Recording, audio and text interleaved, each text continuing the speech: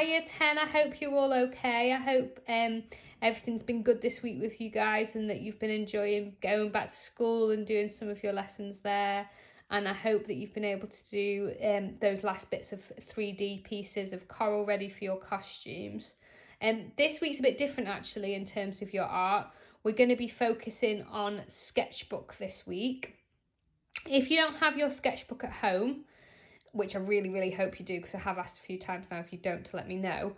If you don't have your sketchbook though, you're going to have to do this in sections ready then to stick into your book. So there's different elements to the page, which I'm going to talk you through now. Think about those elements and have those elements ready so that you can piece them together, and I'll kind of give you those options as we go through the page and how I've broke it down. So I thought the best way of doing this video today would be to just take you through the page, talk to you about each element of the page, how I've done it, how I want you to do it, and how it's achievable, how long it takes, and making sure that you know where the errors could be made. So this is the page. I'm going to scan you over it. You're not actually going to see my face today. I've decided to kind of show you the book because it's very hard to show you both at the same time. So I'm just going to take you through the page today. So there's different elements of the page, all for different reasons and all for the examiner to grade you and mark you on different areas of it, and also for the examiner to spot where you're looking at the artist and where you're thinking and considering your design ideas, but also that combination. We want the examiner to see that you are able to look at an artist's work, you're able to interpret that artist's work through drawing and through your 3D and your making, and also how then you can transfer the work and create your designs ready for your outcome. So it shows that obviously the artist doesn't make costumes, she makes the 3D pieces that are onto those backgrounds. You're then taking that and making it your own by turning it into a costume. So this is what this page shows. It shows that range of artist, development, and showing how you are able to then turn it into your design. Now this week is not going to be focused on the written work, so don't worry about that. I just wanted to complete it so you could see what it would look like when it's done. Next week I will do a video and a PowerPoint that shows you about the written work. So this week's is the rest of it. So I'm going to talk you through each element that I want you to do.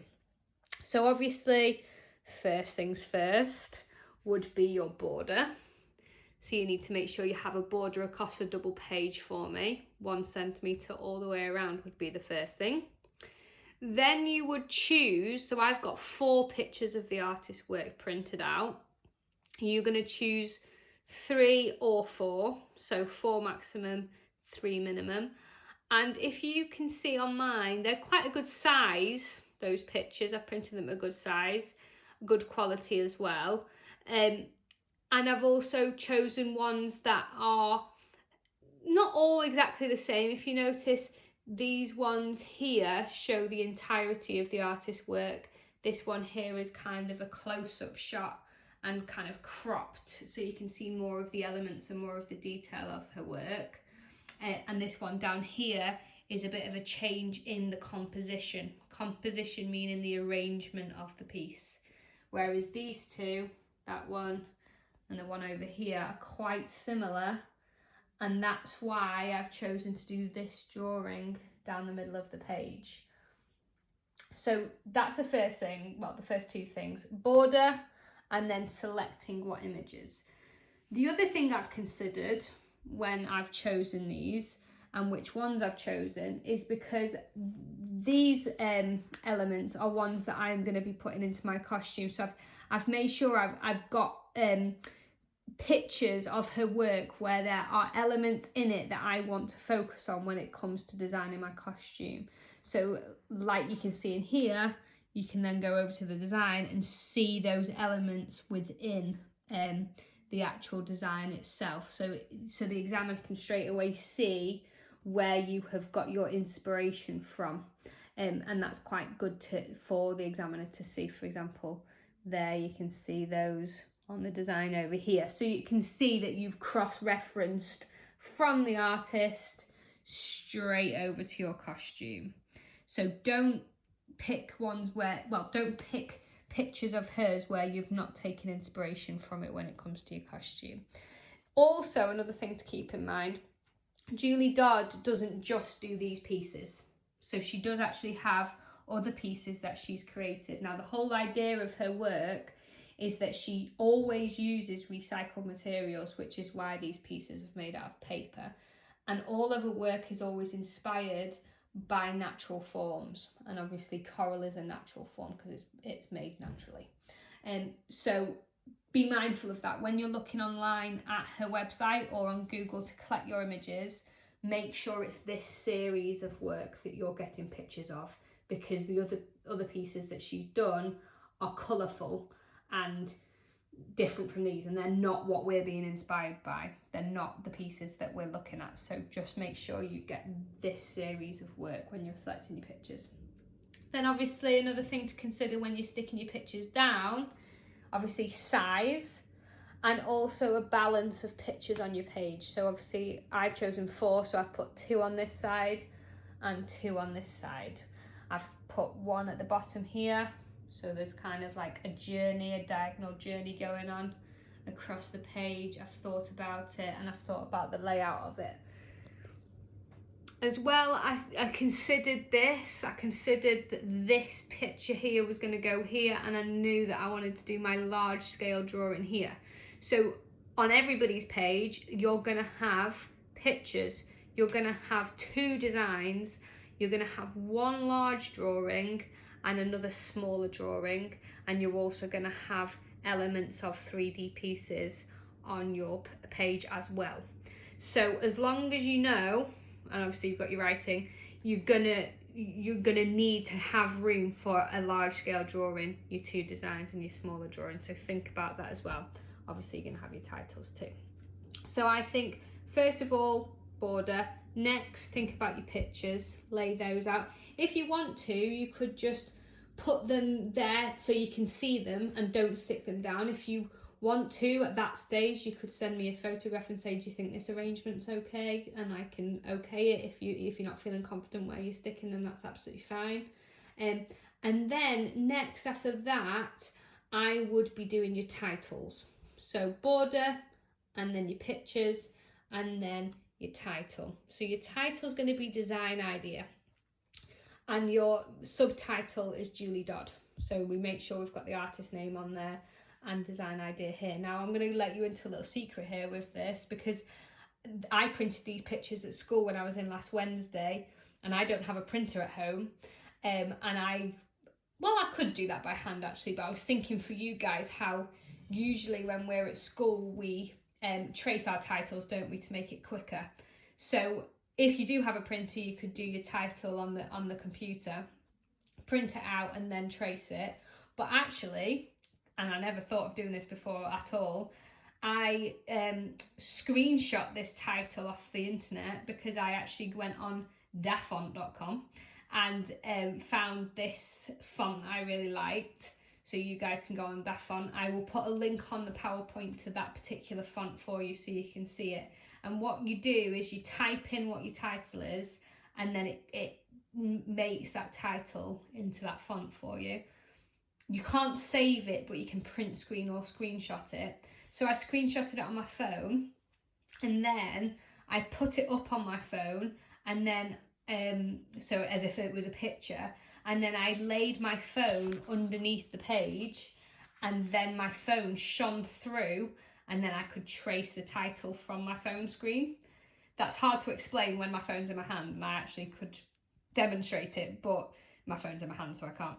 But yeah, you basically got the picture on the screen, put it underneath the page, and because it's got a light on your phone, you're able to see the outline of the font and you can trace it through. And I thought that was genius at the time. So yeah, that's for my titles, that's what I've done there.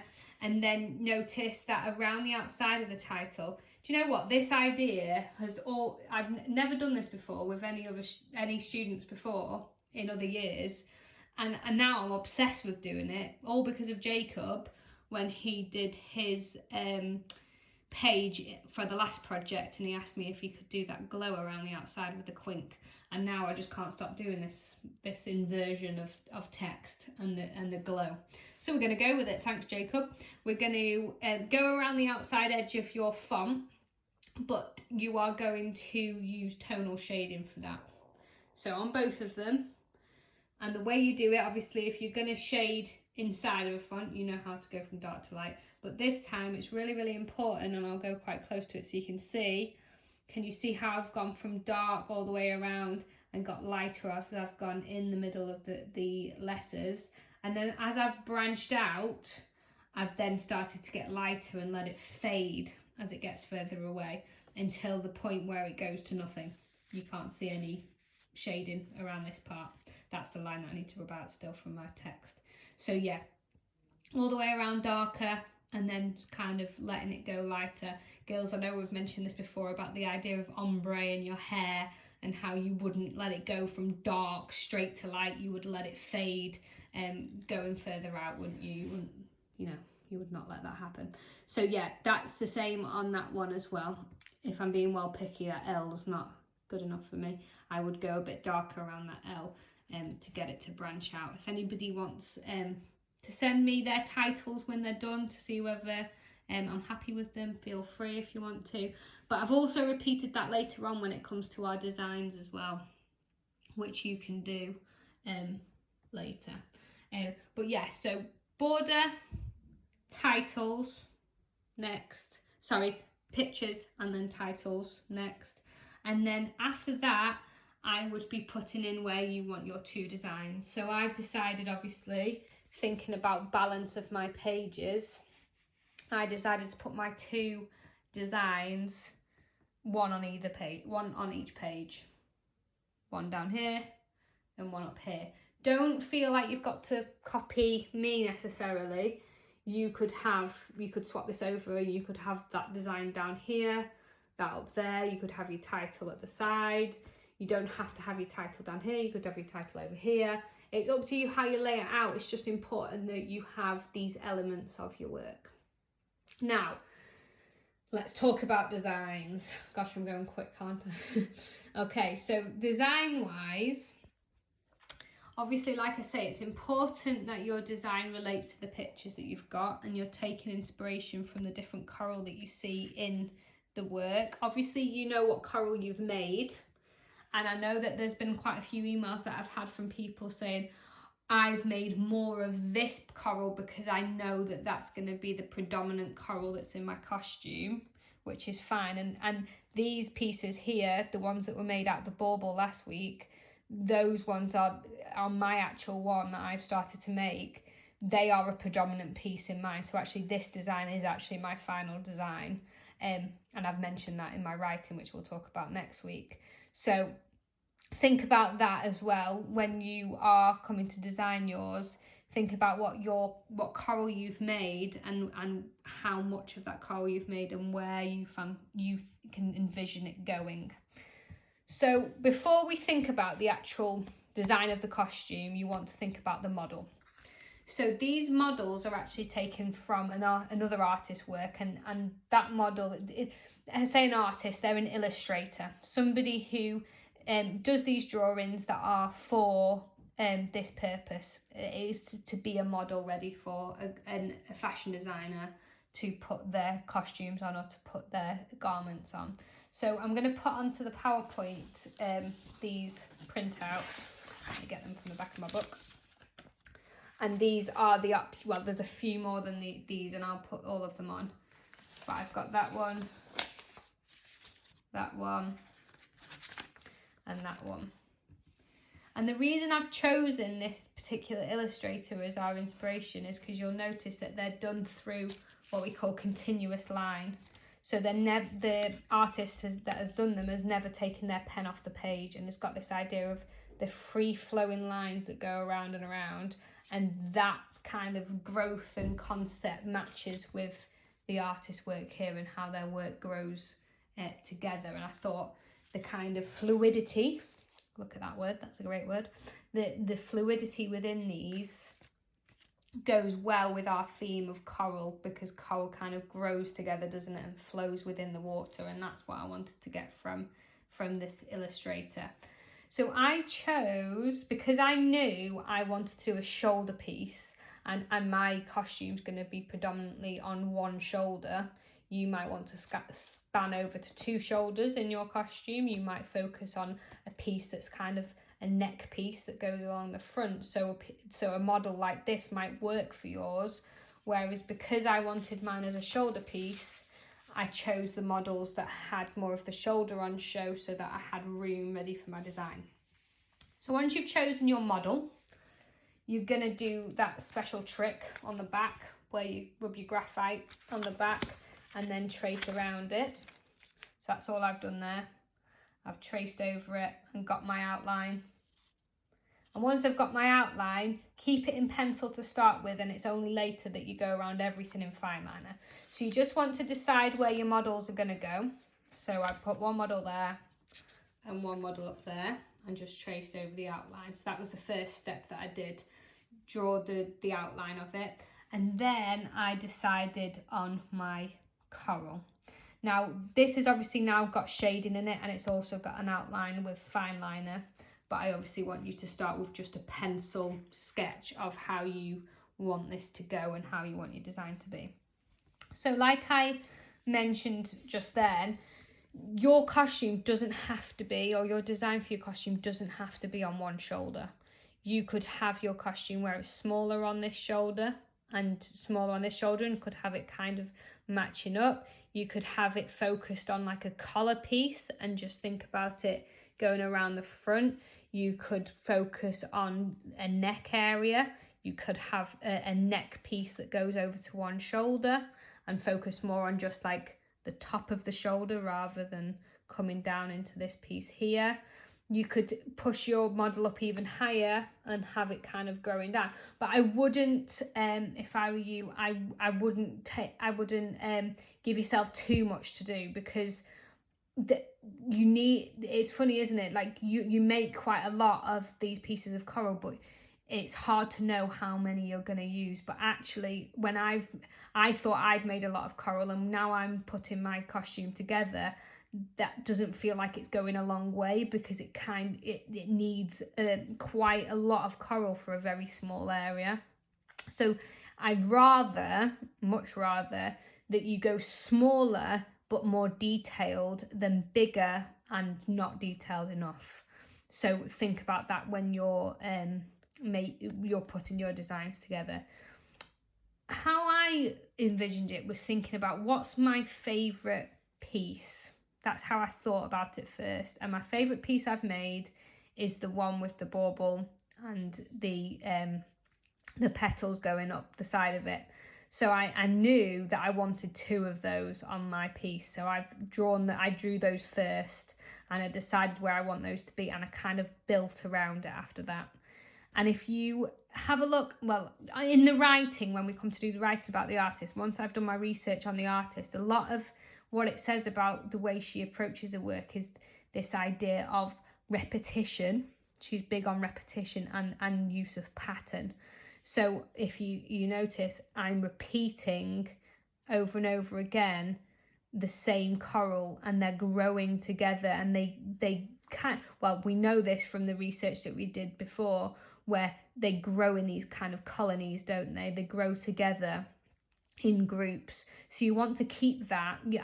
I would hate to see, one piece of this coral, one piece of that coral, one piece of it all put together. It is important that they're in these groups, because that's how they grow, and those groups put together will make it interesting to look at. So come up with two designs. So this one is more, can you see how many of the circular shaped coral that are in the middle? And I've kind of created the height at the back. The taller pieces of coral and the straighter piece of coral kind of create this height and like a backdrop for all this circular coral. I've considered that. I've thought about that. That's not an accident. I decided to have these taller pieces of coral at the back because I wanted some height within my design. And then at the front, it's got they get bigger and smaller, and it kind of ends with these smaller pieces here. And the swirls here on those pieces of coral, that was an option for that one that I said to you that you could think about yourself as an option. They remind me of the inside of these, and they kind of mirror them together, and then these link with these, and it's kind of visually interesting. I'm thinking about all of those elements. The spikiness around the edge of these ones go with the spikiness of the top of these. It's thought about. Then the spikiness on the top of these go with the spikiness of the top of these, and it's got that link. You don't have to think too much about those links, but that's why it's working quite nicely, because it's got those links together. So once you've got your model and you've drawn out your whatever shape costume you want, just in pencil to start with, do the same for both. So this one's different again. I've kind of gone with more of a piece that kind of goes across the neck a bit with this one. This one kind of goes down, and it's important that they are a bit different. I don't want them to be exactly the same, otherwise it doesn't show that you've got a range. This one I wanted to kind of swoop down and kind of across, and you can see that because of the way I've put these pieces here, that they suggest that we're going along and they're moving that way, rather than they would be going up if I wanted it differently. But again, I've created a little bit of height here at the back, and then everything is moving that way. If you notice, these pieces are moving down this area here. These pieces here are overlapping and coming down this way. So are these. This is the whole idea, is so that it's moving that way. So have a think about that as well when you're thinking about a second design. And I've chosen this model for this design because I wanted it to show that kind of movement within it as well. So once you've got both of your designs done in the pencil, I would then outline them. So before you even start shading, that's what I did. It's up to you. If you want to put some shading in first, you can, but I did the outline so I could see it clearer. So obviously, I don't even need to say this anymore, but obviously I use the Muji. But if you don't have a Muji at home, then you can just use your fine liner that you've got in your kit. Or if you don't have a fine liner, obviously if you have an ink pen, that's better. And failing that, like you do not have a fine liner full stop, or can't get hold of one on Amazon, or can't get hold of one at Tesco, or an ink pen at Tesco, or wherever you shop, then if you know, worst case scenario, use a biro pen. But that's worst case scenario. I would actually probably prefer you to wait until we get back to school, but we're going to end up with a backlog if you do that. So just try and get a fine liner if you can, but obviously ideally Muji pen if you can. Whew, this is harder than doing the coral, this video. So once you have outlined with your fine liner, then you need to add a small amount of shading. So obviously I've done this same glow around the outside. Again, thank you, Jacob, because you are inspiring me still to this day. I want you to then, before you do the glow, start to put a bit of shading within your design. It just shows that there are different layers to it. If you have a look again closer at the artist work once you've got your pictures, obviously it's all white, and a lot of people, if you said to them what colour is this picture, they would just say white, and a lot of people don't often see that there are other shades within it. Now what I did for the drawing, which we can talk about in a minute, is actually I took a photograph of the artist's work and I changed it to black and white on my phone so I could see where those shades were even more. So obviously the insides of things are going to be darker, so I want you to consider that as well. And obviously where things are folded, I would like you to consider that as well. So those things are really, really important when we come to putting them into our design. So shading within things. Okay, so think about that. I think this week, once I've been through that it's made me realise actually there's actually quite a lot to do this week already with just those. So if I ask that this week, we focus on border, pictures, main title, subheading, and your 2 design ideas. That is this week. Next week, I'll talk to you about the main drawing, and that's going to take about 4 hours. And your title. Your main drawing, your small drawing. Losing my mind. Main drawing, small drawing, and your little 3D pieces. That will be next week. Then the week after, which is the last week of term, we'll talk about the writing. And what I'm hoping for then is that by the end of term, so before the summer, you will have this full page done. You will have all your drawings and stuff that we had in mind for your board, which some of you said is still at school. And you will have your coral pieces made ready to go on to the final piece when we get back to school. Now, what I'll do, once we've done this page over the next 3 weeks, so this week, next week, and the week after, I'll do 3 videos that talk you through this page. I will do on the last week 2 videos, and the second video, so we'll do 2 videos, 1 video talking you through the final stages of this page, and another video which will talk you through what you can do over summer that will finish off stuff in your sketchbook from from year 10, the beginning of year 10, and also for those people who do have their boards, what they can do on their board in terms of putting together the work that they've done in terms of their drawing of coral and things like that at the beginning of lockdown. If anybody has any questions about expectations for this week, please give me an email and I'm happy to help.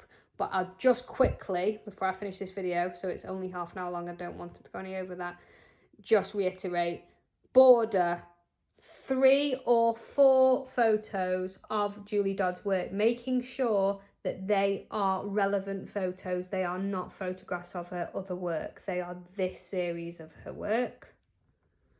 Title, design ideas, subtitle Julie Dodd, 2 design ideas with shading. You can also do this glow shading around the outside edge of your design as well. I forgot to mention that before, against both of them. Okay, that is all that I want you to do this week. It will probably take you 4 hours to do that. See what you can do. Have a good week.